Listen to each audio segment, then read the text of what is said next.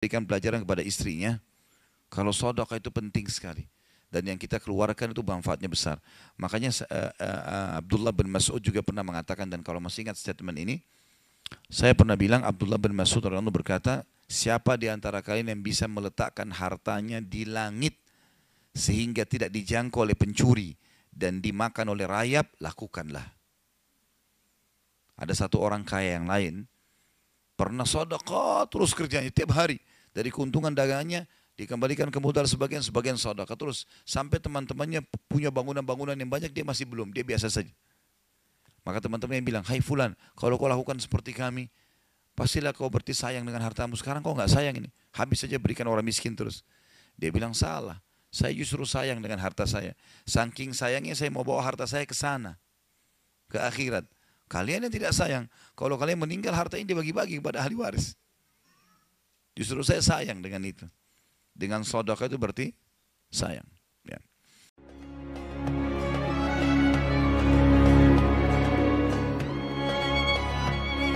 Assalamualaikum warahmatullahi wabarakatuh.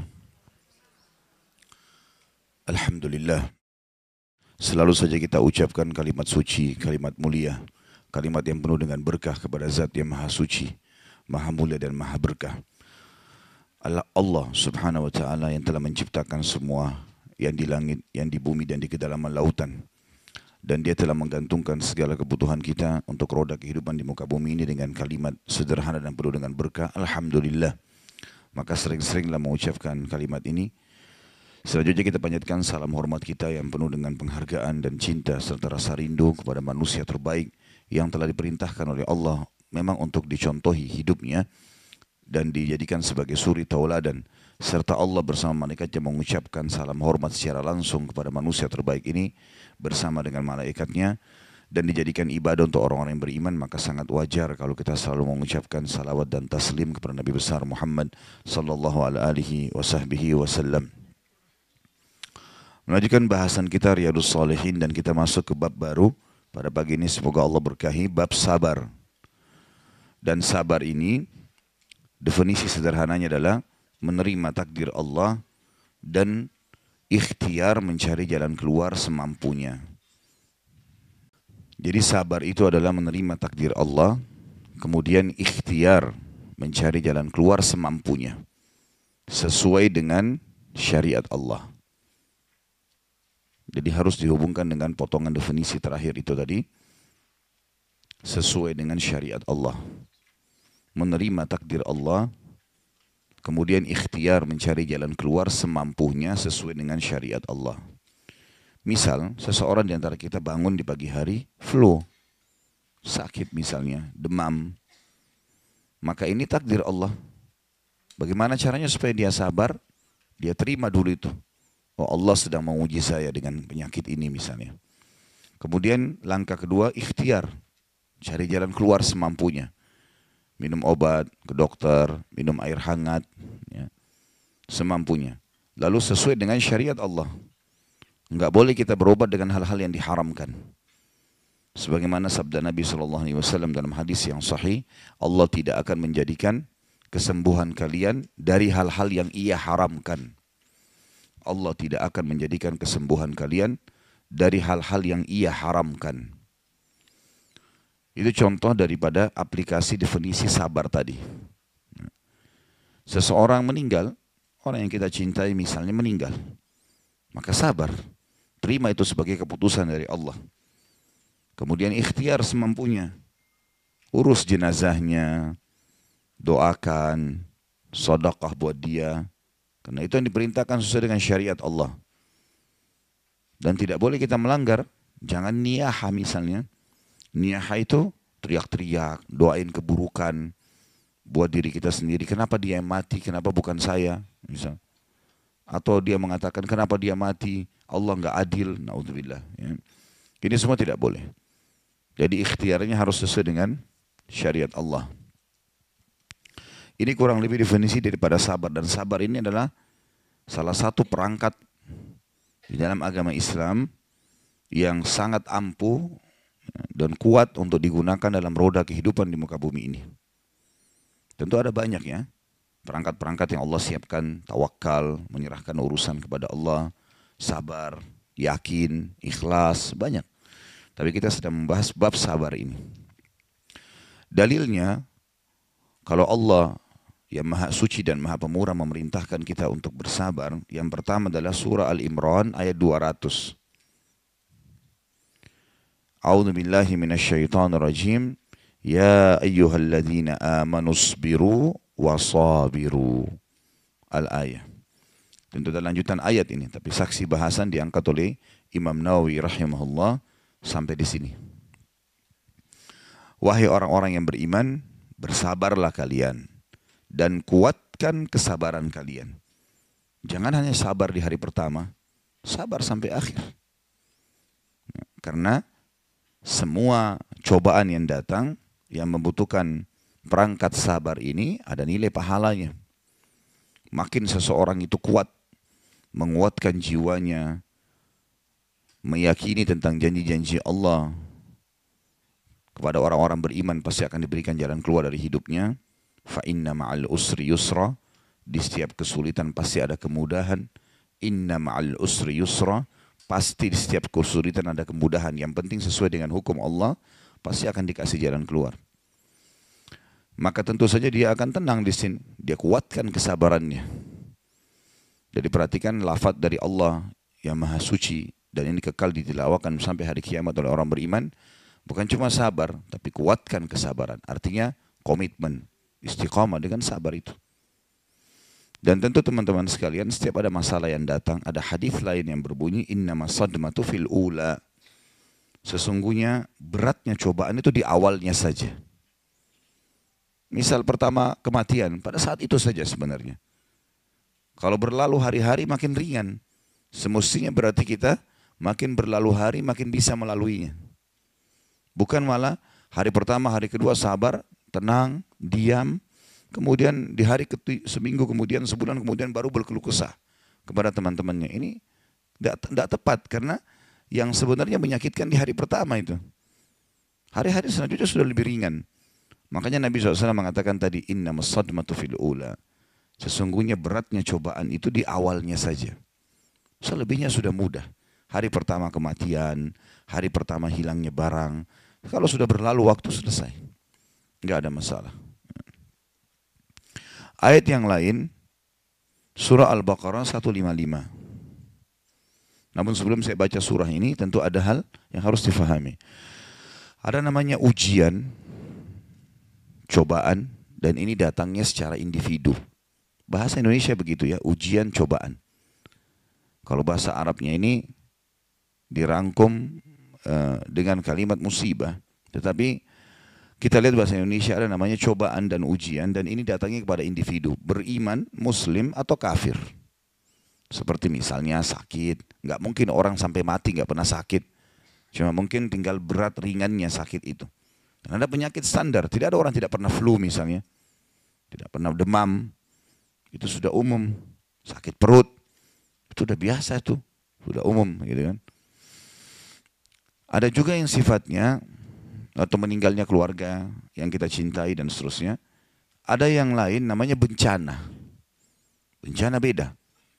Nggak bisa kita misalnya kalau sakit perut saya mengatakan saya kena bencana. Tapi saya kena cobaan. Ya. Karena bencana ini sifatnya umum. Dia merata. Kena kepada mayoritas masyarakat kayak tsunami, gempa, longsor, banjir.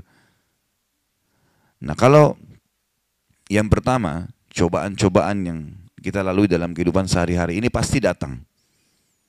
Jadi Bapak Ibu harus tahu, sebagaimana kita sehat, kita pasti akan sakit. Sebagaimana kita muda, kita pasti akan, itu pasti. Sebagaimana kita hidup, kita akan mati.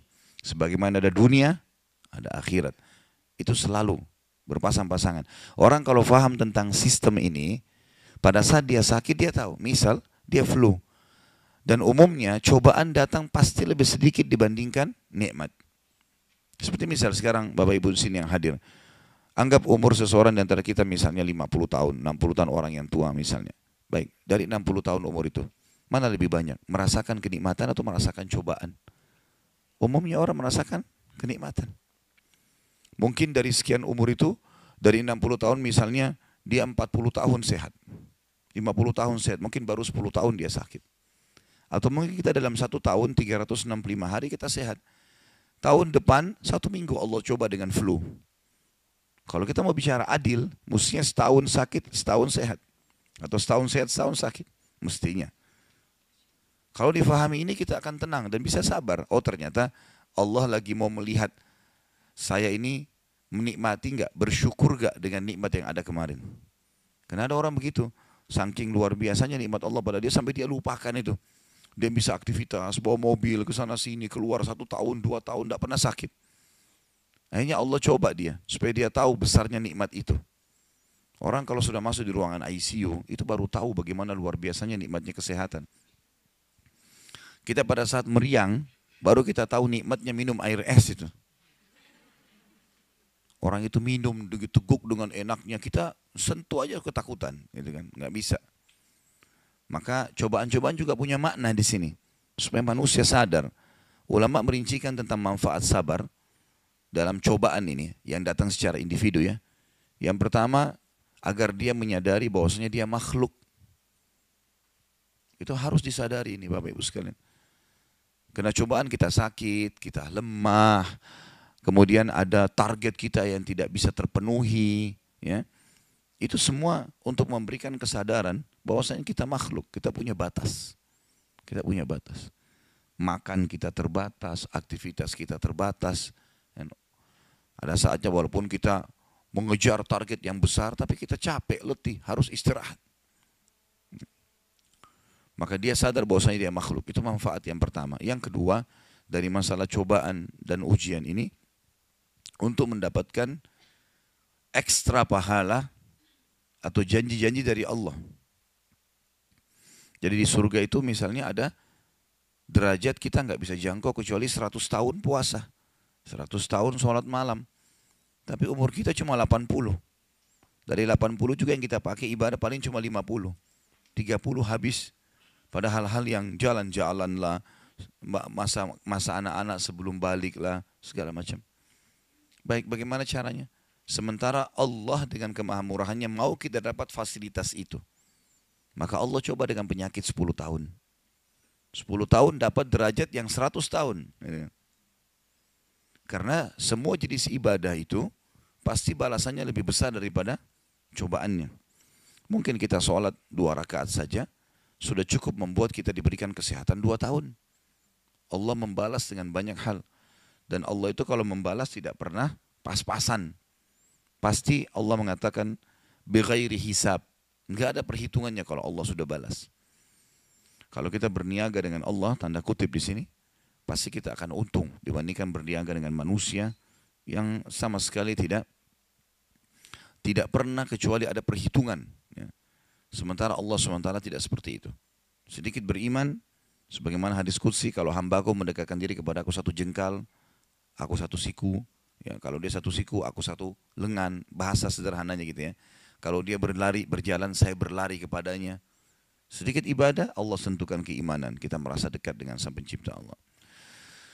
Begitu pula kalau orang-orang yang fasik, itu kalau orang beriman. Kalau orang beriman diberikan cobaan, maka untuk tinggikan derajatnya.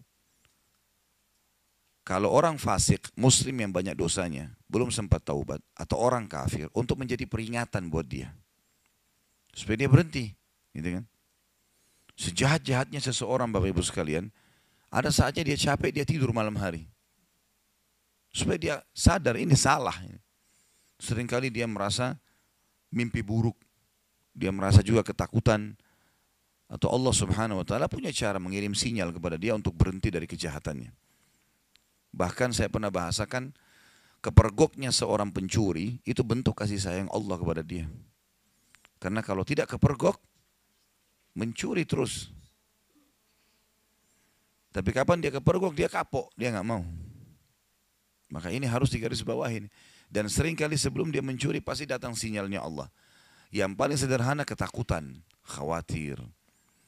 Kemudian kalau tetap melangkah, Allah datangkan dia kepergok orang lain. Kalau tetap melakukan lagi, nanti akhirnya Allah SWT berhentikan dengan caranya. Masyarakat atau manusia digerakkan oleh Allah untuk menggebukin dia supaya dia berhenti. Ya. Jadi jangan sampai menunggu cobaan Allah lebih berat datang, baru kita mau berhenti. Orang mukmin itu cerdas. Begitu peringatan datang dia berhenti segera. Begitu dia mau selingkuh berbuat dosa, ada rasa takut, berhenti sudah, selesai. Tetap dia melangkah, nanti suaminya atau istrinya telepon. Peringatan lebih jauh. Nggak mau diangkat, tetap melangkah, ini lebih berat nanti. Makin dibiarkan makin berat nanti. Nanti akhirnya ketemu sama tetangganya, kelihatan oleh orang, malu. Tetap juga dia ngotot. Oh ini kalau di Jakarta ketahuan, kalau ke Bogor nggak ketahuan. Nanti di sana lebih parah, pas masuk hotel kepergok sama polisi. Malu di media diangkat semuanya. Nah jadi masalah. Jadi orang mukmin itu cerdas, dia harus tahu. Dan sudah saya bilang, setiap ada waswas syaitan, membuka pintu untuk kita buat dosa, sadarlah Bapak Ibu sekalian, dosa itu adalah bagian kecil dari kehidupan manusia. Artinya sedikit sekali itemnya. Sementara yang halal, yang baik, itemnya banyak sekali. Kalau kita diberikan hawa nafsu lalu tidak dikasih kesempatan untuk melampiaskannya oleh Allah, ini bahaya memang. Susah sekali. Tapi enggak, Allah kasih kita nikah. Udah sampai hamil silahkan. Enggak ada masalah. Enggak malu, anaknya jelas statusnya, dan seterusnya. Ya. Jadi poin yang kedua tadi, manfaat daripada sabar adalah Allah meninggikan derajat bagi orang-orang beriman, dan Allah memberikan peringatan bagi orang-orang fasik untuk berhenti, dan juga orang-orang kafir. Yang ketiga, manfaat daripada sabar, agar seseorang lebih merasakan besarnya nikmat yang sedang Allah berikan. Agar seseorang lebih merasakan besarnya nikmat yang sedang dia rasakan atau diberikan. Sudah saya kasih contoh. Orang kalau sudah sakit, baru dia tahu nilainya kesehatan. Pada saat punggungnya sakit, dia lihat ada orang olahraga dengan semangat, nggak sakit. Enak sekali rupanya. Ya. Makanya kata Nabi SAW, dua nikmat yang banyak dilupakan oleh manusia, kesehatan dan waktu luang. Jadi Bapak Ibu jangan lalai dengan sehat itu. Itu luar biasa nikmatnya Allah. Kita bisa duduk, tekukin kaki sekarang seperti ini, nikmat yang luar biasa. Bagaimana kalau sudah lututnya sakit? Enggak bisa. Kita masih bisa melihat, ada orang buta, kita masih bisa mendengar, ada orang tuli, kita masih bisa berbicara, ada orang bisu. Ya. Jadi bersyukur kepada Allah SWT. Nah, dengan cobaan datang, kita akan lebih tahu nilainya nikmat itu. Kita akan lebih tahu nanti. Tadi orang, kalau sudah meriang baru tahu nikmatnya minum air es. Dan seterusnya. Kemudian kita masuk ke dalil yang setelahnya.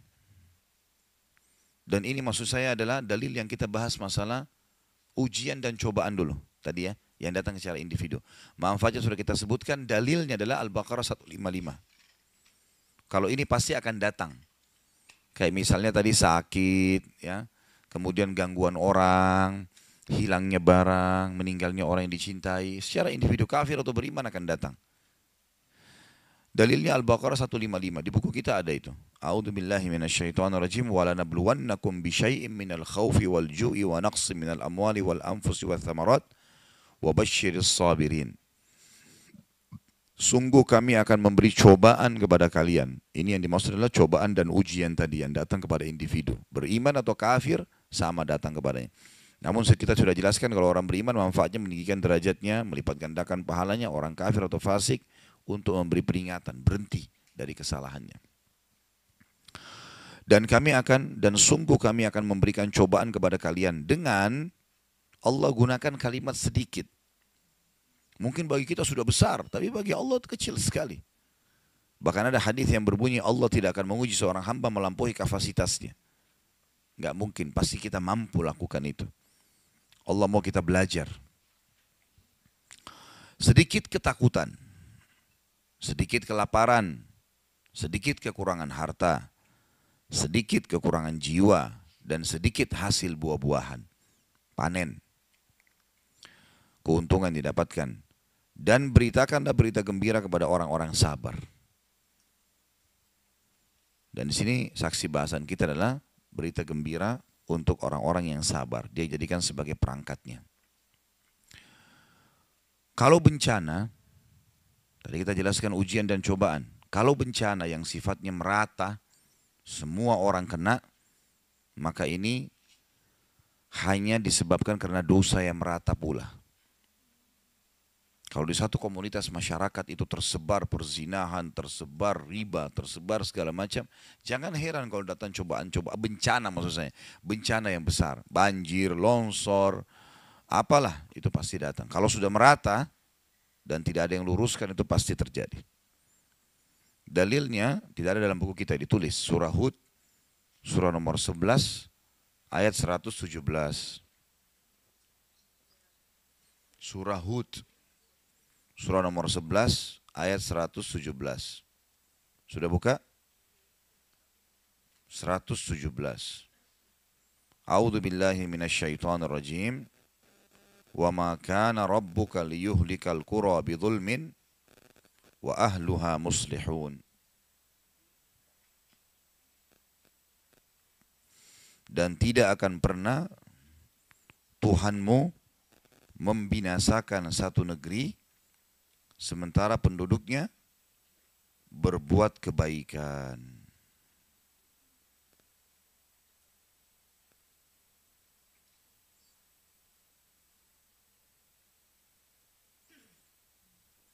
Sudah? Kita pindah dalil selanjutnya surah Al-Qasas. Jadi perhatikan tadi Hud itu 117, bukti nyata Allah menjanjikan kepada kita dan Allah tidak akan pungkiri janjinya. Tidak mungkin bencana datang sementara penduduk negeri itu bukan masih beriman. Muslihun itu berbuat kebaikan, kepatuhan.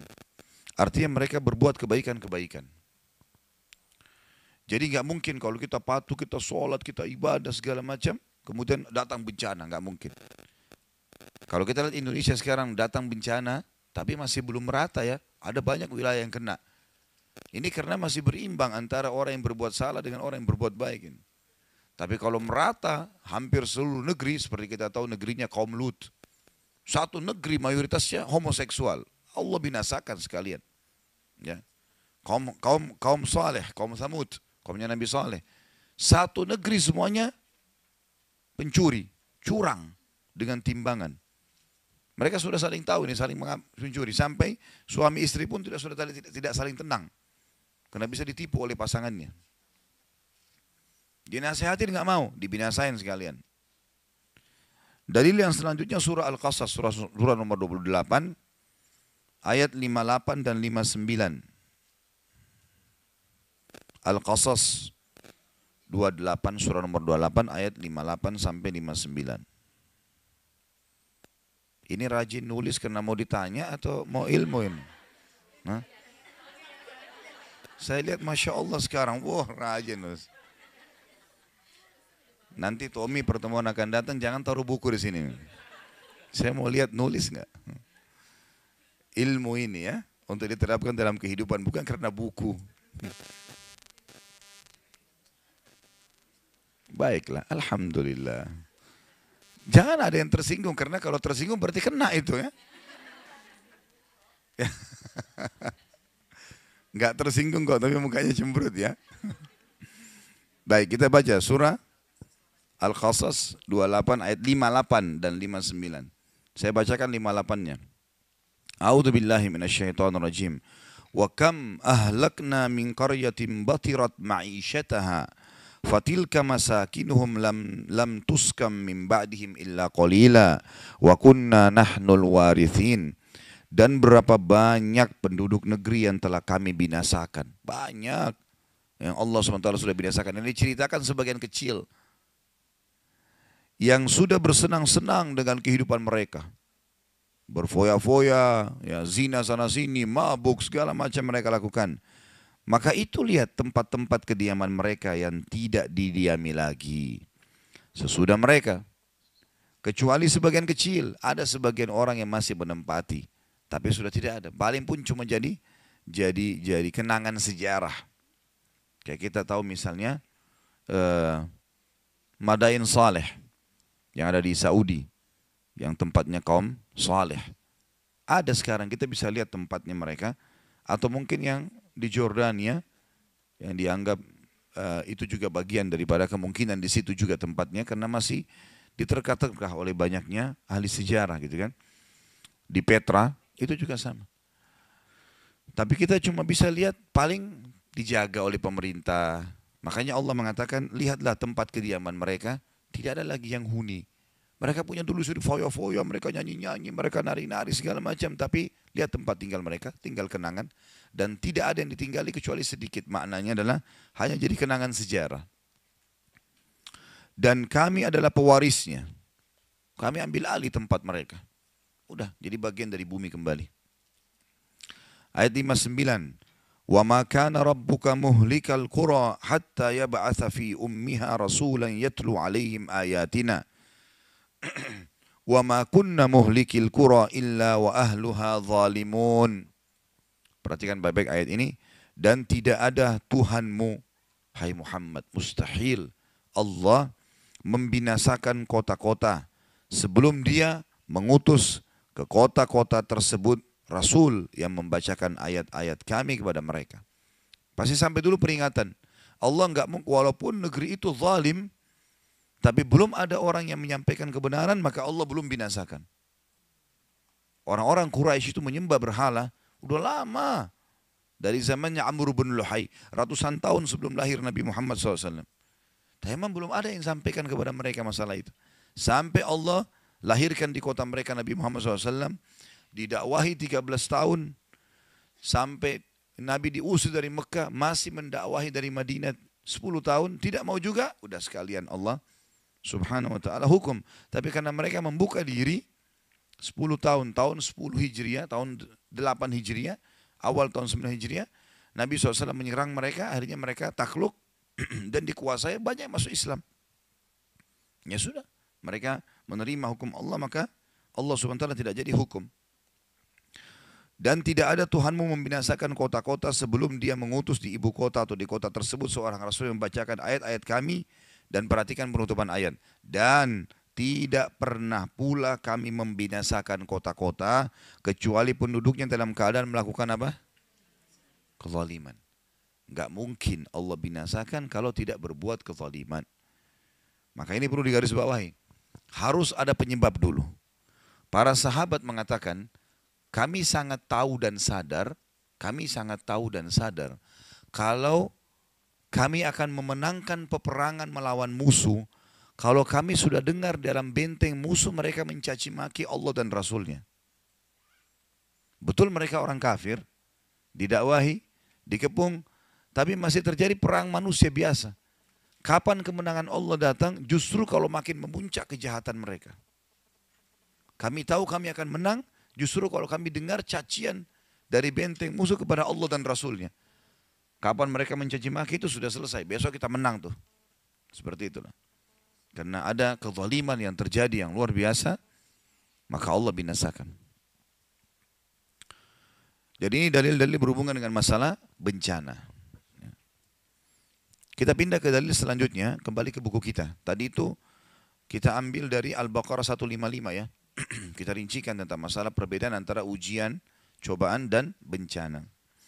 Serta dalil masing-masing. Selanjutnya Imam Nawawi rahimahullah menyebutkan dalil yang ketiga dalam bahasan bab sabar ini. Dalil tentang pentingnya sabar dan diperintahkan dalam agama, surah Az-Zumar ayat 10. Az-Zumar ayat 10. Di buku kita ada ini. A'udzu billahi minasyaitonir rajim. Innama yuwaffas sabiruna ajrahum bighairi hisab. Sesungguhnya hanya orang-orang yang bersabarlah yang dicukupkan pahala mereka tanpa batas. Termasuk puncak sabar, kalau berhubungan dengan hukum Allah, tidak berkeluh kesah kecuali kepada Allah. Itu puncak kesabaran. Puncak kesabaran dalam hubungan dengan Allah, misal Allah kasih penyakit, ya, berhubungan dengan Allah, tidak berkeluh kesah kecuali kepada Allah. Puncak kesabaran kalau cobaannya dari manusia, difitnah, digibah, diganggu, dibenci, tidak membalas keburukan mereka dengan keburukan. Itu puncak kesabaran. Sekali lagi, kalau berhubungan dengan haknya Allah, puncak kesabaran, artinya yang paling banyak pahalanya, tidak berkeluh kesah kecuali kepada Allah. Udah sakit, hanya menyebutkan kepada Allah. Kalaupun misalnya dia harus konsultasi sama dokter, dokter yang tahu. Tidak ada semua orang tahu. Ada orang subhanallah flu, satu kampung semua tahu kalau dia flu. Semua tahu. Gitu kan. Semuanya keluh kesah. Dan puncak kesabaran, kalau cobaan dari manusia, tidak membalas keburukan mereka dengan keburukan. Jangan dia gunjing kita, kita gunjing juga. Jangan dia fitnah, kita fitnah. Jangan dia benci, kita benci. Sama-sama bodoh ini berarti. Balaslah kebodohan dengan kepintaran dan kecerdasan. Senyum, bijaksana. Tidak perlu sama sekali kita membalas kebodohan dengan kebodohan. Nabi SAW mengajarkan kepada kita akhlak yang luar biasa. Saya kadang-kadang kalau baca sejarah beliau itu, coba terapkan dalam kehidupan sehari-hari, luar biasa manusia ini. Wajar Allah Subhanahu wa Ta'ala memilih sebagai penutup para nabi dan rasul.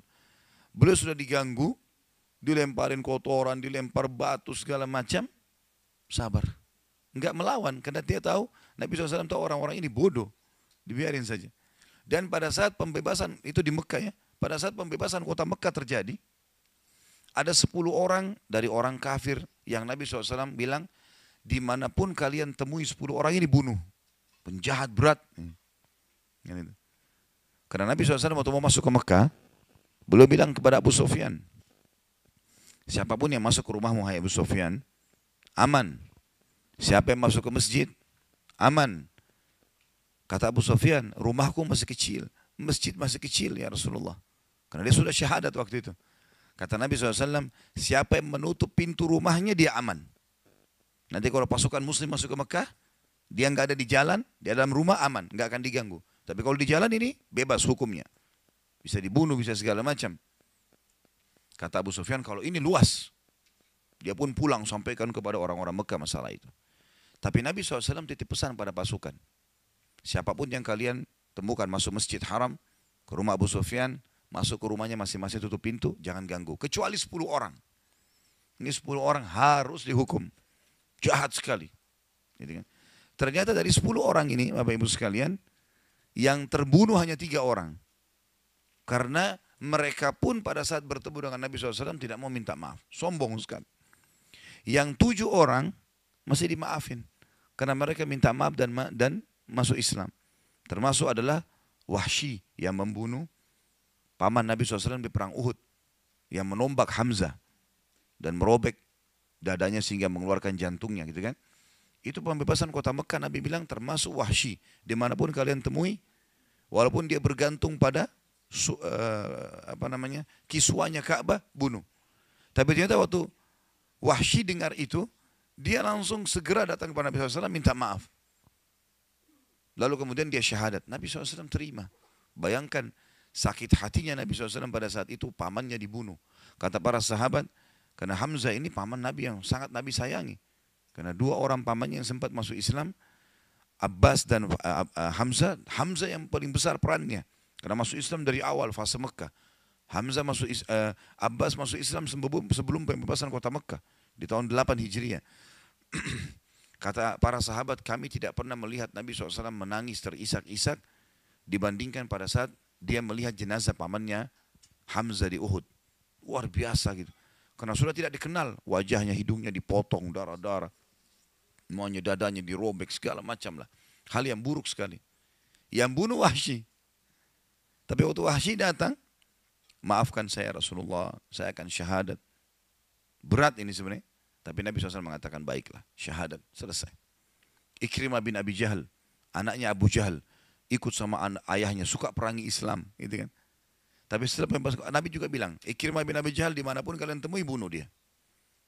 Dia dengar, istrinya Ummu Hakim masuk Islam duluan. Baru istrinya mengatakannya Rasulullah, berikanlah keamanan kepada Ikrimah. Saya akan coba ajak dia masuk Islam. Kata Nabi SAW, silahkan. Padahal ini tadi orang musuh Islam, suka perangin Islam. Sampai waktu pembebasan kota Mekah pun, banyak orang masuk Islam. Ikrimah masih keluar dari kota Mekah, masih bentuk pasukan menyerang muslimin. Tapi subhanallah, hati Nabi SAW mulia. Memaafkan didahulukan. Karena memang Islam menyuruh kita itu ya. Dan sudah pernah saya jelaskan, kalau orang pun menyakiti atau menyakiti kita, yang paling pertama perintah agama apa? Maafkan. Itu dulu.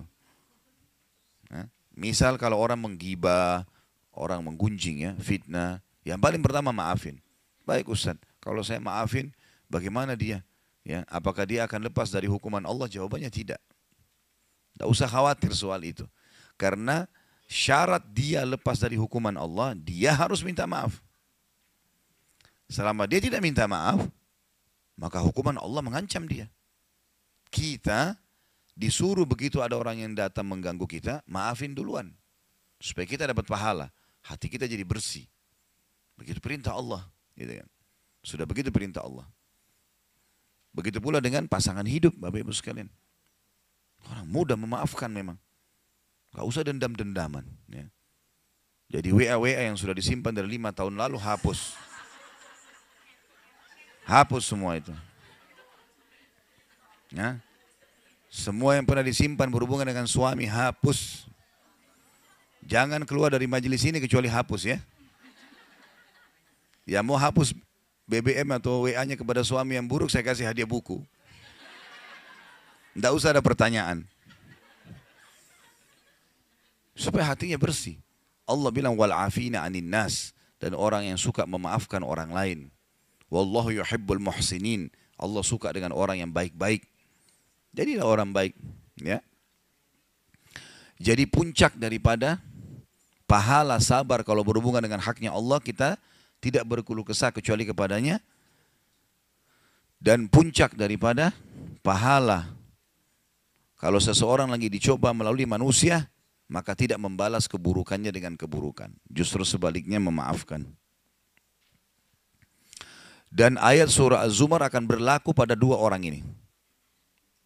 Yang berkeluh kesah hanya kepada Allah dan tidak membalas keburukan manusia dengan keburukan yang sama. Yang Allah bilang tadi Az-Zumar, sesungguhnya hanya orang-orang yang bersabarlah yang dicukupkan pahala mereka tanpa batas. Tanpa batas. Ada seorang orang soleh, Bapak Ibu sekalian, kisah berhubungan dengan keluh kesah kepada Allah.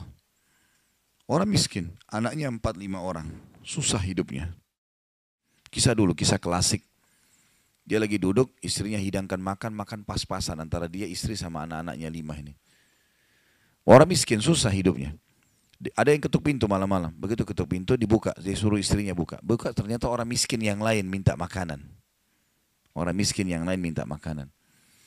Maka istrinya lihat ke suaminya. Apa perintahnya nih? Suaminya bilang, kasih aja. Semuanya dikasih. Karena kalau dibagi dua nggak cukup. Orang miskin itu bawa anaknya banyak. Nggak cukup makanan. Lalu kemudian istrinya sama suaminya, suami istri orang beriman kepada Allah, tahu. Ya sudah sabar. Tapi subhanallah beberapa saat kemudian, kalau kita beberapa jam kemudian lah, menjelang malam hari, lebih gelap ya, sudah mulai masuk pertengahan malam, jam 12 malam. Mereka kelaparan semua. Istrinya bilang, anak-anaknya nangis.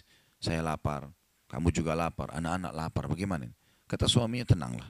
Saya akan coba cari jalan keluar, minta kepada Allah. Istrinya nggak paham suaminya mau kemana. Dia pakai bajunya, baju keluar, kemudian dia keluar pergi ke masjid dekat rumahnya. Malam hari, jam 2 malam. Gitu. Dia keluar, dia masuk di masjid, lalu dia sholat tahajud. Dan ini sifat orang beriman.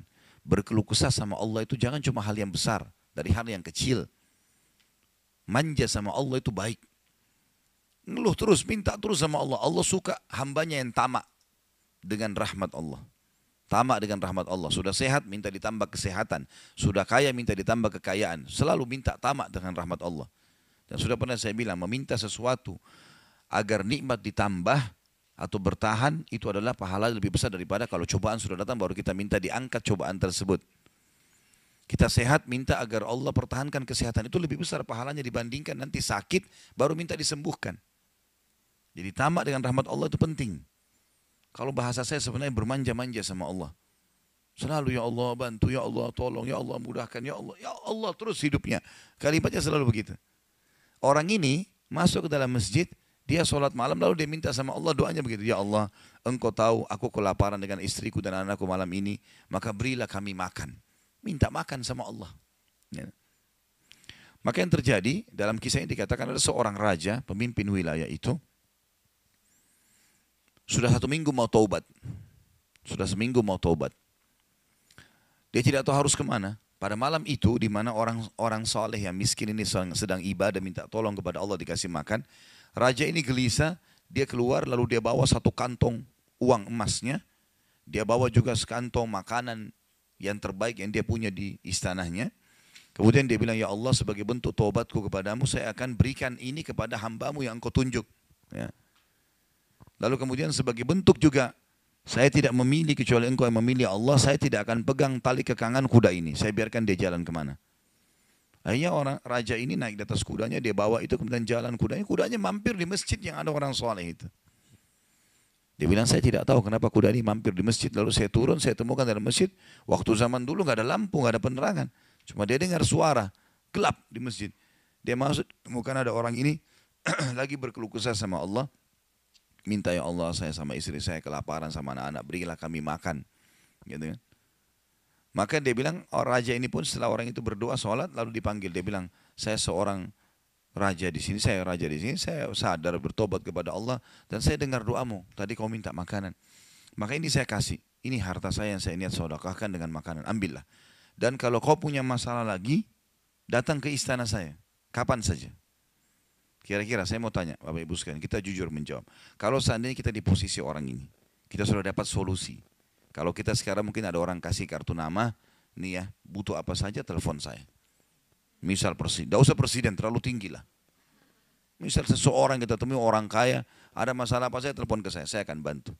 Saya yakin umumnya orang meninggalkan Allah pada saat itu.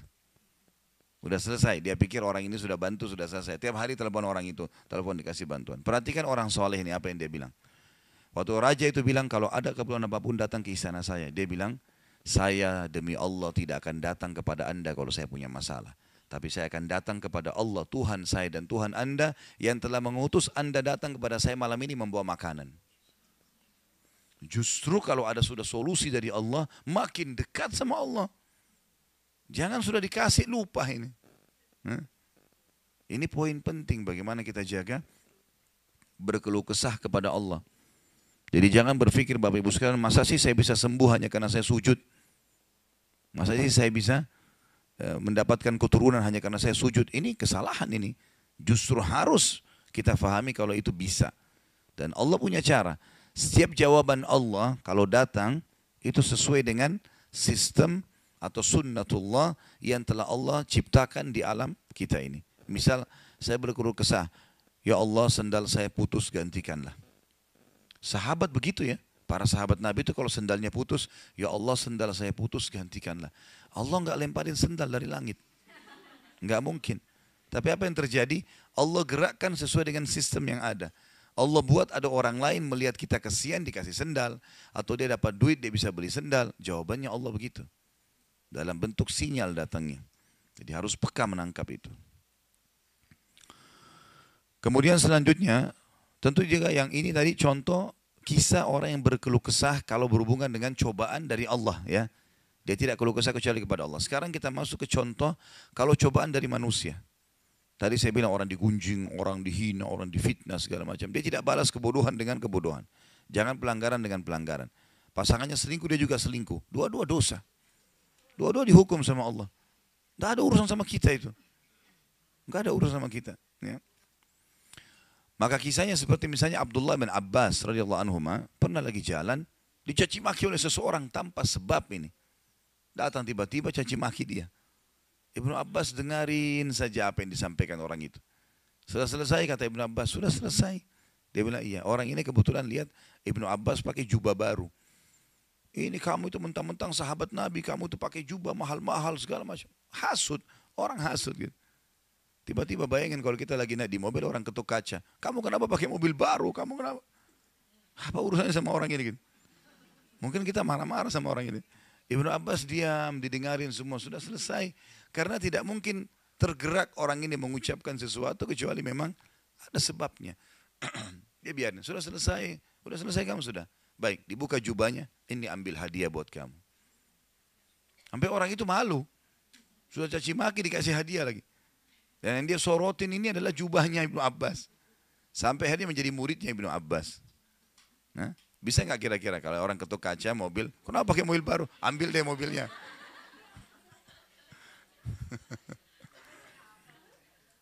Baik, kisah yang lain, Ali bin Husain radhiyallahu anhu. Ini cucu Nabi SAW, anaknya Husain. Ya, radhiyallahu anhu ajma'in. Terkenal dengan Zainal Abidin, masyhur dengan kesalehannya. Dia pernah jalan dicaci maki oleh orang. Tanpa sebab ini. Mentang-mentang kau turunan Nabi, mentang-mentang kau begini, mentang-mentang kau begini, dicaci maki. Dia diam saja. Dia nggak bicara banyak. Didengarin. Orang-orang sekitarnya sudah marah nih. Tapi karena dia diam, orang diam semuanya. Sampai udah selesai dia bilang, wahai saudaraku, kalau seandainya kamu tahu lebih banyak tentang aku, mungkin kau akan lebih banyak cerita tentang keburukan. Saya ini banyak dengan keburukan, gitu kan? Kemudian dia bilang sama orang di sekitarnya, ada pegang uang, ada bawa duit, kasih orang ini 1000 dirham dan tunjukkan alamat kita. Siapa tahu dia punya hajat. Orang itu jadi tambah malu gitu. Ya. Karena perilaku akhlak yang mulia dan ini yang Islam ajarkan kepada kita. Pada saat kita kepancing emosi, kontrol, tenang. Jangan dibalas. Gak ada gunanya itu. Gak ada manfaatnya. Hanya akan merusak kejiwaan kita. Kata-kata jadi kasar, hidup kita jadi tidak tenang. Ya. Tapi kalau kita gunakan teori syar'i ini, kita akan tenang. Tetap bisa makan, tetap bisa tidur, tetap bisa segala-galanya. Baik, kita pindah dari yang selanjutnya. Yang keempat oleh Imam Nawawi rahimahullah diangkat surah Asy-Syura ayat 43. Yang bunyinya a'udzubillahi minasyaitonirrajim wala man sabara wa ghafara inna dzalika lamin azmil umur.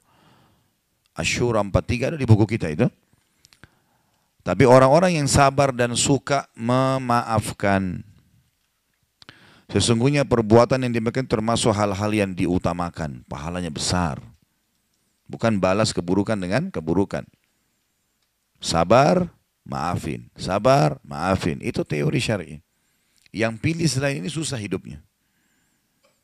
Dia dicoba sama Allah, ada orang datang ganggu dia untuk meninggikan derajatnya, lalu dia balas. Nggak jadi dapat derajatnya. Ya sabar, orang ujian. Kita lagi mau ujian, masuk di ruangan panas. Tapi ujian untuk naik kelas, mati AC-nya. Sabar aja. Pasti akan dapat sesuatu. Selanjutnya Al-Baqarah 153. Allah yang maha suci dan maha tinggi menyuruh kita menjadikan sabar dan sholat sebagai perangkat kita untuk bisa melalui kehidupan kita di muka bumi ini. A'udzubillahi minasyaitonirrajim. Ista'inu bis-sabri was-salah innallaha ma'as sabirin.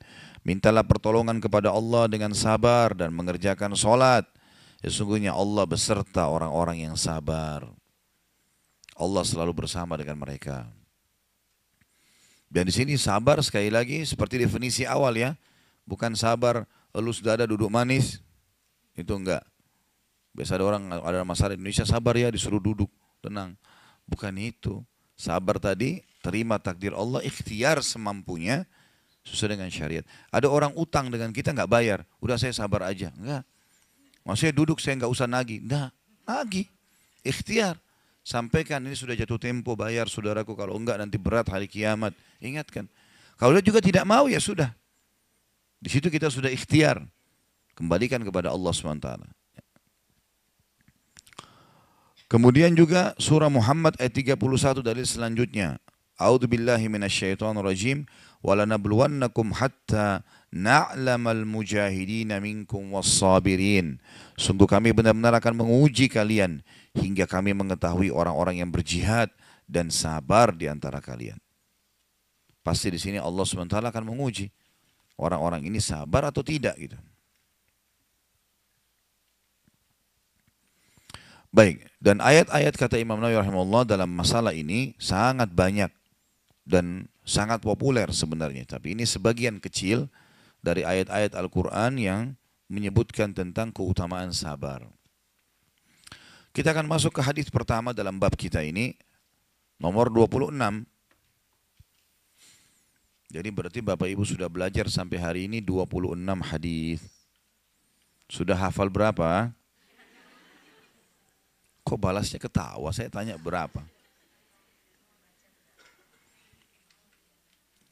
Kalau baca anak SD juga bisa. Ya. Saya bacakan hadisnya dari Abu Malik Al-Harith bin Asim Al-Ash'ari radhiyallahu anhu. Beliau berkata, Rasulullah SAW telah bersabda, "At-tuhuru syatrul iman, walhamdulillahi tamla'ul mizan, wa subhanallahi walhamdulillahi tamla'ani atau tamla'u ma bainas samawati wal ard, wassalatu nur, wassadaqatu burhan, wassabru dhiya, wal qur'anu hujjatun laka au alaik, kullun nasi yagdu fabai'u nafsahu famu'tikuha au mubikuha." Hadis ini sahih riwayat Imam Muslim. Terjemahannya, bersuci itu adalah separuh keimanan atau bagian daripada keimanan. Kita lihat situ ada footnote nomor 62 di bawah, ada tulisan kecil. Artinya kelipatan pahala bersuci itu bisa mencapai derajat setengah pahala iman. Bersuci maksudnya adalah wudu, selalu wudu. Wudu batal, wudu lagi, wudu lagi, wudu lagi, itu pahalanya besar. Karena selalu kalau wudu lagi, dia dalam keadaan suci, setiap saat bisa sholat, dan juga setiap kali dia wudu dosanya gugur. Maka selalu dalam keadaan wudu, usahakan komitmen itu, pertahankan. Itu pahalanya seperti mendapatkan setengah keimanan. Tentu keimanan sangat besar sekali gitu kan. Dan kalimat alhamdulillah, kalimat mulia, kalimat suci, ini sering saya ucapkan di awal pembukaan materi. Selalu saya katakan itu. Kalau kalimat ini Bapak Ibu sekalian kalimat sederhana, tapi mahal sekali. Alhamdulillah, kata Nabi SAW, memenuhi timbangan pada hari kiamat. Sering mengucapkan alhamdulillah, berat di timbangan amal hari kiamat. Alhamdulillah, alhamdulillah, alhamdulillah. Terus. Dan puncak daripada kalimat syukur alhamdulillah diucapkan kalau seseorang mengucapkannya baik dalam keadaan senang atau sedih. Lagi ada nikmat atau ada cobaan, lisannya cuma mengatakan alhamdulillah. Cobaan pun datang, alhamdulillah. Karena kadang-kadang ada hal yang kita anggap cobaan tapi ternyata nikmat. Seperti pernah saya jelaskan, lapar, haus. Orang kalau ditanya mau lapar atau haus enggak? Mungkin jawabannya tidak. Tapi kalau tanpa lapar enggak enak makan. Tanpa haus enggak enak minum. Capek misalnya. Tanpa capek enggak enak orang istirahat. Maka ini juga nikmat Allah. Kita memilahnya ini enggak mudah gitu.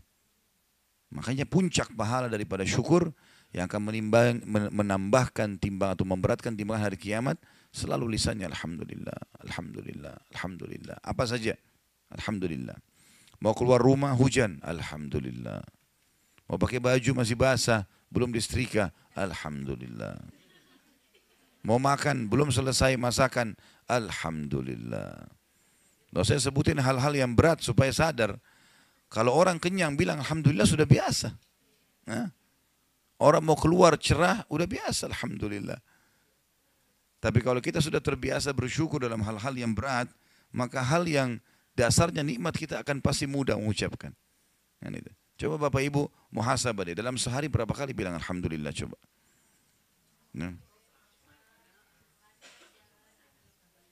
Nah ya sudah dijalanin belum itu? Kan gitu. Semuanya alhamdulillah. Karena ini berat di timbangan amal hari kiamat. Belum lagi memang kalimat alhamdulillah yang pendek ini itu menjadi penyebab bertambahnya nikmat. Selanjutnya, dan kalimat subhanallah, maha suci Allah, dan alhamdulillah, segala puji bagi Allah, keduanya memenuhi atau ia memenuhi antara langit dan bumi. Kata para ulama hadis yang dimaksud adalah pahalanya yang diberikan dengan mengucapkan dua kalimat ini, subhanallah walhamdulillah, ini memenuhi antara langit dan bumi. Pahalanya besar sekali. Sampai ada hadis yang lain berbunyi, kata Nabi SAW, saya mengucapkan satu kali saja, subhanallah, walhamdulillah, wala ilaha illallah, wallahu akbar, lebih saya cintai daripada terbitnya matahari. Maknanya apa? Kalau orang ucapin sekali ini, lebih baik nanti lebih gembira dia pada hari kiamat mendapatkan pahalanya daripada matahari terbit untuk bumi kayak sekarang. Semua makhluk bisa menikmati. Kalau matahari nggak terbit, gimana kita bisa aktivitas itu? Gelap terus seperti malam misalnya. Tapi ini luar biasa. Jadi matahari fungsinya sangat luar biasa. Menerangi kehidupan, semuanya membutuhkannya. Kalimat satu subhanallah, walhamdulillah, wala ilaha illallah, Allah akbar lebih baik daripada matahari terbit. Satu kali, bagaimana kalau 10 kali? Bapak Ibu lagi macet di jalan, daripada lihat plat mobilnya orang, di sebelah orang pakai helm warna apa, nggak perlu. Subhanallah, alhamdulillah, wala ilaha illallah, Allah akbar. Kalau lagi iseng nggak ada kegiatan, nggak usah buka HP, telepon siapa ya, nggak, zikir. Baca subhanallah, alhamdulillah, wala ilaha illallah, Allah akbar. Kalau buka HP juga, rindu dengan pesan dari Allah, baca Al-Quran. Masa orang rindu dengan pesan temannya, pesannya Allah nggak senang gitu. Hah? Itu pesannya Allah dari langit itu. Baca dan setiap huruf dapat pahala. Ya. Menambah keimanan, banyak sekali manfaatnya. Kemudian dikatakan solat itu adalah cahaya. Makna solat itu cahaya, ulama hadis merincikan mengatakan setiap banyak maknanya. Di antaranya adalah yang kalau kita simpulkan dari keseluruhan pendapat, cahaya di sini bisa kita katakan 2 poin. Yang pertama, cahaya solat itu adalah memberikan cahaya di wajah ya, dan dalam kehidupan si pelakunya yang mengerjakan solat. Jadi subhanallah, orang yang solat itu walaupun dia berkulit hitam dari Afrika, ada cahaya di wajahnya. Bukan tentu cahaya seperti cahaya lampu, tapi cahaya maksudnya bercahaya, orang suka melihatnya. Gitu kan? Subhanallah, kalau kami punya teman-teman di Madinah dari Afrika, mungkin kulitnya sangat luar biasa gelap, gitu kan. Tapi pada saat kita ketemu senyumnya, tegurannya, kita merasa nyaman dengan orang ini. Saya telusuri ternyata teman-teman ini nggak pernah tinggalin sholat tahajud. Dan selalu ranking 1, luar biasa, cum laude terus nilainya. Saya dulu di kampus itu termasuk pribadi saya suka cari orang yang berprestasi. Siapa yang berprestasi saya dekatin. Apa sebabnya Allah berikan dia bisa jadi cum laude, bisa jadi gini. Sehingga saya bisa belajar dengan mereka. Dan jangan berteman sama orang-orang malas, orang-orang bodoh. Ini kita jadi seperti mereka nanti. Ya. Kita berteman dengan 10 orang pemalas, kita jadi pemalas. 10 orang ahli maksiat, kita jadi maksiat. Kita berteman dengan 10 orang soleh, kita jadi orang soleh. Tapi kelihatan cahaya. Yang kedua, makna sholat cahaya adalah Allah akan menjadikan sholatnya menjadi cahaya yang terang pada hari kiamat. Sehingga pada saat nanti ditimbang amal, maka sholat itu keluar bercahaya terang. Bercahaya terang. Tentu ada banyak makna yang lain ya. Di antaranya ulama hadis mengatakan cahaya, maksudnya cahaya juga dalam kehidupannya. Dalam arti kata, dia kalau kemana-mana, kalau dia sholat, maka sholat akan bisa menjadi petunjuk bagi hidupnya. Allah akan jadikan itu sebagai petunjuk hidupnya. Dia kemana di muka bumi ini juga begitu. Tapi yang kita simpulkan tadi 2 poin itu. Sholat akan menjadi cahaya di tubuhnya atau di wajahnya dan juga dalam kehidupannya. Dan yang kedua adalah menjadi cahaya pada hari kiamat di timbangan amal itu sendiri. Selanjutnya hadis sedekah adalah bukti. Kita lihat footnote nomor 63 di bawah. Bukti atas keimanan orang yang memberikan sedekah kepada yang berhak menerimanya. Dan sudah saya bilang Bapak Ibu sekalian, sedekah, kata kunci kaya. Makin sering sedekah, makin besar pahalanya. Makin terbuka pintunya. Kita bukan kapitalis mengatakan menabung pangkal kaya. Islam sedekah pangkal kaya. Tidak bakal pernah bisa ketemu antara nabung sama sedekah. Orang kalau nabung nggak bakal keluarkan. Kalau sedekah berarti tidak bakal nabung. Terus makin royal di jalan Allah, maka makin besar yang datang. Pakai resep ini. Selalu kasih orang. Dan kalau kasih orang jangan nanggung-nanggung ini. Saya pernah jalan dengan salah satu kerabat, Masya Allah mobilnya mewah sekali, orangnya kaya raya. Kemudian di dekat kaca mobil ditaruh uang 1.000 baru. Dia bilang sama saya, ini saya kasih orang-orang miskin ini. Saya cuma nggak enak mau tegur. Tapi saya berpikir kalau dia taruh 100.000 di situ, mungkin tidak akan goyang sedikit pun kantongnya. Luar biasa kaya raya. Tapi 1.000 rupiah dikasih orang miskin dalam kondisi kaya raya. Bagaimana ini? Padahal dia sebenarnya orang miskin yang datang kan cuma penyebab. Sebenarnya kita sedang transaksi dengan Allah itu. Mereka itu penyebab saja. Makanya para sahabat itu setiap hari ya. Mereka itu kalau sudah sholat duha segala macam keluar bawa kantong-kantong isinya harta mereka. Kalau ditanya mau kemana? Investasi. Investasi dengan Allah. Allah janjikan minimal 10 kali lipat, 1000%. Nggak akan pernah ada perusahaan apapun di muka bumi janjikan 1000%. Cash lagi. Kasih sekarang, dikasih langsung. Hadis Bukhari, hadis Qudsi berbunyi kata Nabi SAW, ya bena Adam, amfik alaik. Wahai anak Adam, berinfaklah jalanku, aku akan berinfak untukmu. Royal. Di jalan Allah jangan perhitungan. Yang kita harus hemat, yang tidak boleh keluarkan di jalan maksiat. Tapi kalau di jalan kebenaran, jangan hitung-hitungan. Tidak usah hitung. Korek kantongnya berapa yang tertangkap, yang pegang, kasih aja. Jangan lihat dulu, oh ini kebesaran. Tukar dengan yang lebih kecil. Ya. Tadinya malaikat mau catat pahala besar, pindah ke pahala yang kecil. Sedekah bisa menjadi burhan atau bukti. Akan kata sebagian ulama hadis, saksi. Akan menjadi saksi. Atau makna yang tepat adalah bukti. Allah akan buktikan dengan sedekahnya, Allah akan balas sedekah itu.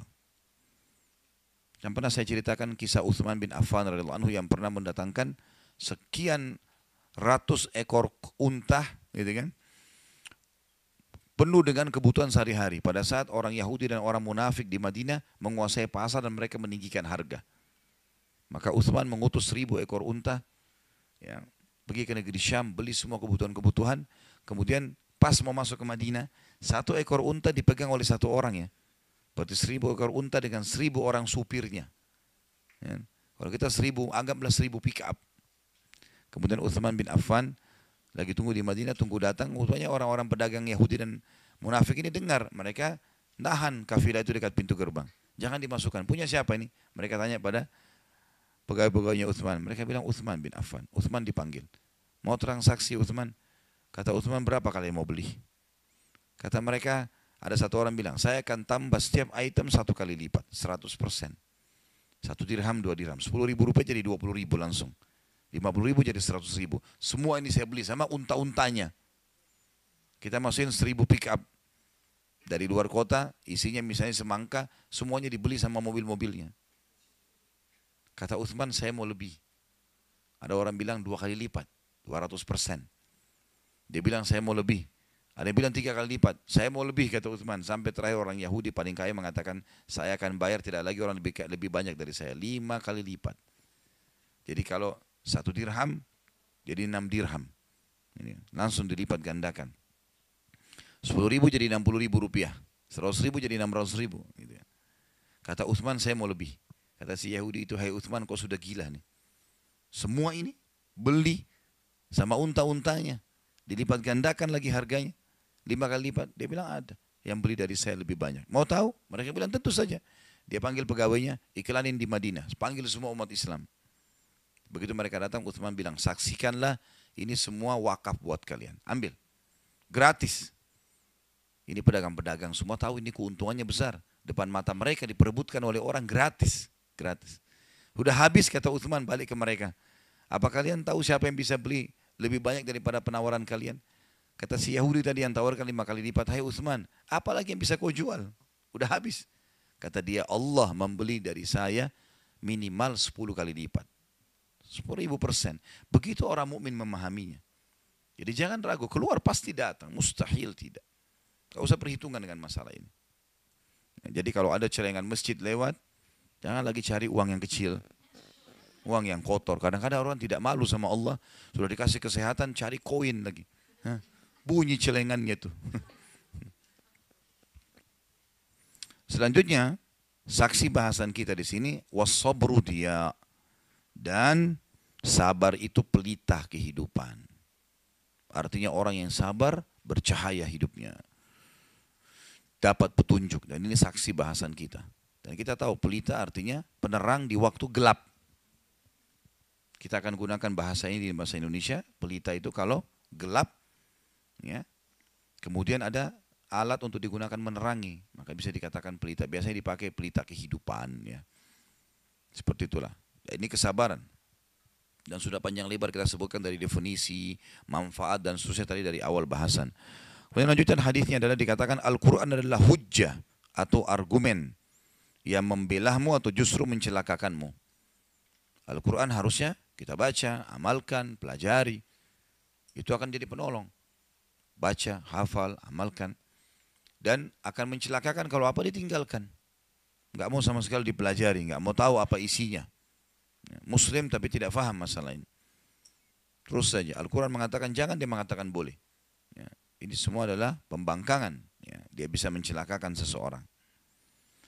Kata Nabi SAW penutupan hadis, setiap orang berangkat di waktu pagi. Maksudnya adalah, footnote nomor 64, berangkat pagi-pagi untuk melakukan keperluannya. Maka ada yang memerdekakan dirinya dari azab.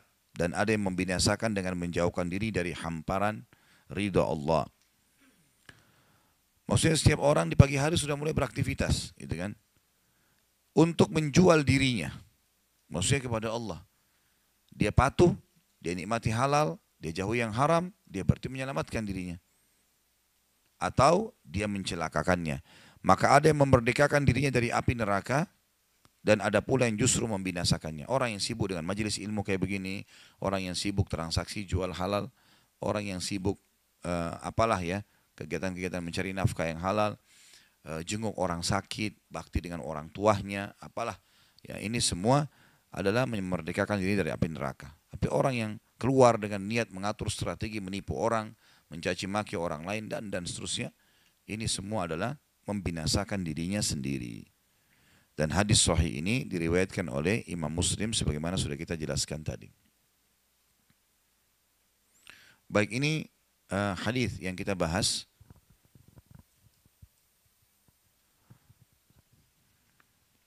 Kita akan lanjutkan satu hadis lagi ya. Hadis 27 baru kita buka pertanyaan, silakan ditulis di kertas tentunya sesuai dengan tema. Dari Abu Sa'ad bin Malik bin Sinan al-Khudri radhiyallahu anhu, anna nasan min al-ansari sa'alu Rasulullah sallallahu alaihi wasallam fa'atahum, thumma sa'aluhu fa'atahum hatta nafida ma 'indah. Faqala lahum hina anfaqa kulla shay'in biyadihi ma yakun 'indi min khairin falan addakhirahu 'ankum. Wa man yasta'fif yu'iffahu Allah, wa man yastaghni yughnihi Allah, wa man yatasabbar yusabbirhu Allah. Wa ma utiya ahadun ata'an khairan wa awsa'a minas sabr. Bahwasanya ada beberapa orang dari kaum Ansar meminta kepada Rasulullah sallallahu alaihi wasallam, maka beliau memberi mereka, kemudian mereka meminta lagi, kemudian beliau memberinya atau memberi mereka hingga habislah apa yang ada pada beliau. Jadi di dekat Nabi SAW ada banyak sesuatu, di situ ada kurma, ada segala macam, ada orang minta dikasih, ada datang lagi orang minta dikasih, sampai habis apa yang di sekitar Nabi SAW. Maka beliau bersabda kepada mereka ketika beliau telah menginfakkan segala sesuatu yang ada di tangan beliau, harta apa saja yang ada padaku, aku tidak akan menyimpannya dari kalian. Barang siapa yang menahan diri dengan tidak meminta-minta, maka Allah akan menjaganya dari minta-minta. Siapa yang muliakan diri tidak mau minta-minta, Allah akan jaga dia. Sebagaimana ada hadis lain yang berbunyi, siapa yang menjaga afaf, kemuliaan, tidak minta-minta, Allah bukakan baginya pintu kekayaan. Dan siapa yang membuka pintu mengemis, maka Allah bukakan baginya pintu kemiskinan. Barang siapa yang merasa cukup sesuai dengan apa yang Allah berikan, maka Allah akan menjadikannya berkecukupan. Dan barang siapa yang berusaha untuk sabar, maka Allah akan menjadikannya sebagai penyabar. Dan seseorang tidaklah diberi suatu karunia yang lebih baik dan lebih luas daripada kesabaran.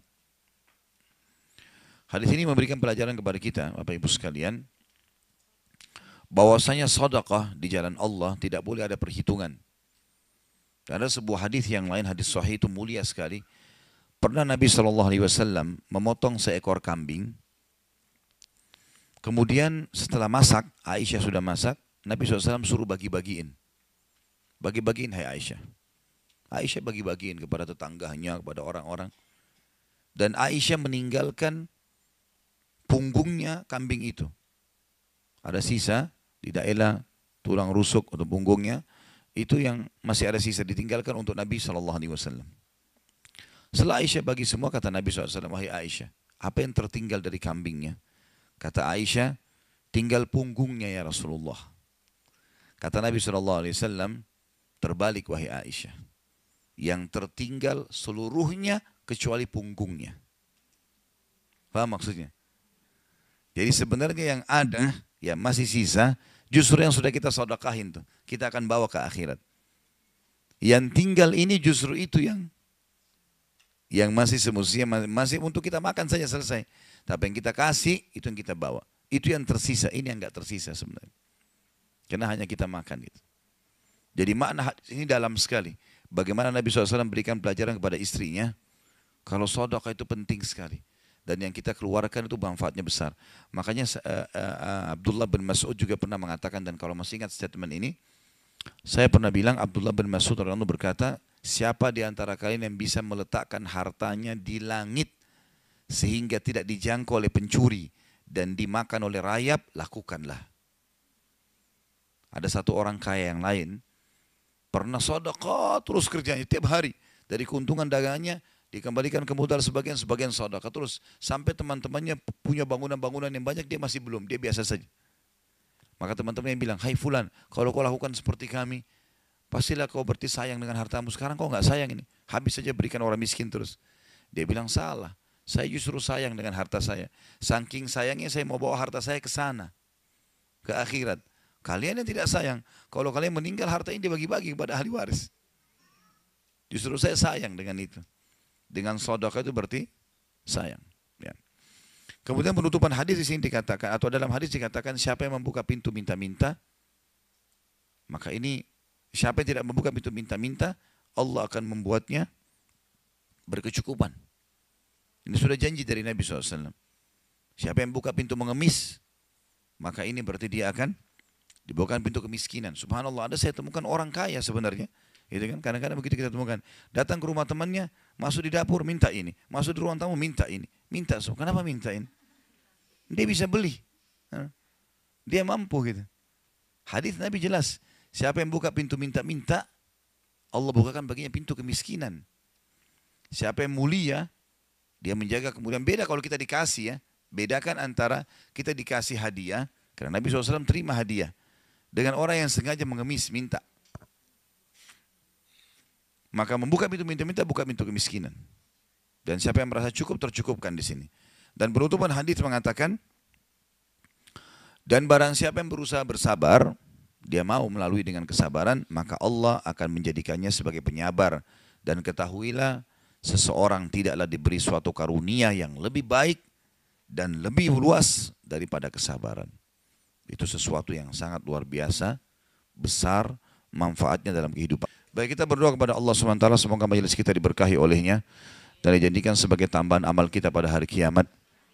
Dan semoga saja seluruh amal yang pernah kita kerjakan, yang akan kita kerjakan sampai ajal menjelang datang, diterima dengan kemahamurahannya. Dan semoga semua dosa yang pernah kita kerjakan sekecil sampai sebesar apapun diganti dengan kemahamurahan Sang Pencipta menjadi pahala. Dan kita mendoakan Indonesia untuk selalu makmur, damai, tentram, dan seluruh muslimin bersatu di bawah bendera tauhid, la ilaha illallah Muhammad Rasulullah, kembali dalam segala ibadah mereka kepada Al-Quran dan Sunnah. Dan semoga Allah juga memberikan pemimpin-pemimpin yang muslim, yang adil, kembali kepada Al-Quran dan Sunnah. Dan juga semoga Indonesia menjadi contoh bagi negara-negara yang lain.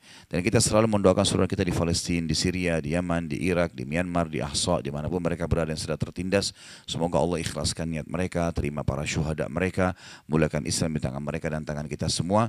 Dan semoga Allah partisipasikan kita bersama mereka di pahala, baik dengan doa, dengan harta, dan juga dengan jiwa kita.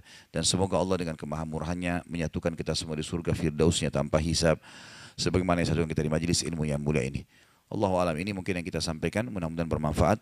Subhanakallahumma bihamdika, asyhadu an la ilaha illa anta astaghfiruka wa atubu ilaik. Wassalamualaikum warahmatullahi wabarakatuh.